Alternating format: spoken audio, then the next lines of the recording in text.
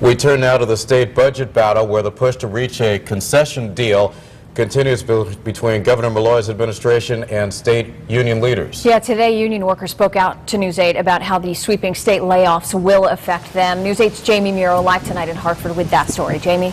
Well, Sonia, certainly a lot of worried people in Connecticut, and actually with such a potential record number of layoffs coming from the state, both the Department of Labor and the unions themselves are preparing for a very heavy workload. Although the union vote will be complete in just a matter of weeks, the wait for thousands of workers is agonizing. My layoff would take effect August 25th, and because I'm in that classification of trainee, I don't have any kind of bumping rights or anything like that, so it really would be the end of the line for me, a layoff. I need a job to pay our bills, and I need the hours so that I can care for my parents, so they can stay in their home. But the dark prospect of another concession failure must be considered. We have to prepare, unfortunately. Department of Labor Commissioner Glenn Marshall, who implemented his own cost-saving measures during this fiscal crisis, is anticipating longer wait times for claims if the negotiation fails. We're already at an all-time high for unemployment claims. You know, we went from about 30,000 a week up to 125,000 a week.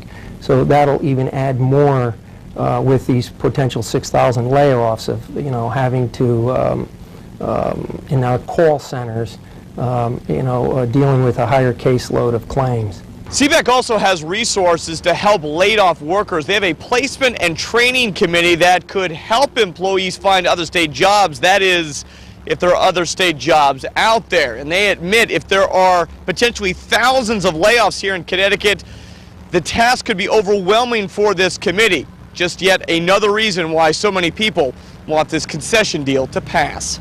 Of course, all this is moot if 8 of the 15-member unions vote for the deal. But with the original deal failing, some are hard-pressed to give you an optimistic forecast.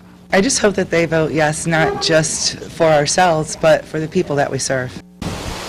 Now, the Department of Labor did lay off 16 people, but Commissioner Marshall tells me that services like resume training, interview skills training, that's still going to be offered. And in fact, the people that work in the Department of Labor that work with unemployment claims, those people were not laid off. In fact, part-timers were retained in anticipation of this layoff. Now, meanwhile, in a separate story, but involving the unions, an assistant state's attorney has filed a complaint with the State Board of Labor Relations saying that bargaining laws were violated when union officials made the contract or the concession deal with the Malloy administration. But a union official tells me that no laws were broken and everything was done appropriately. We're live in Hartford tonight. I'm Jamie Muro, News 8.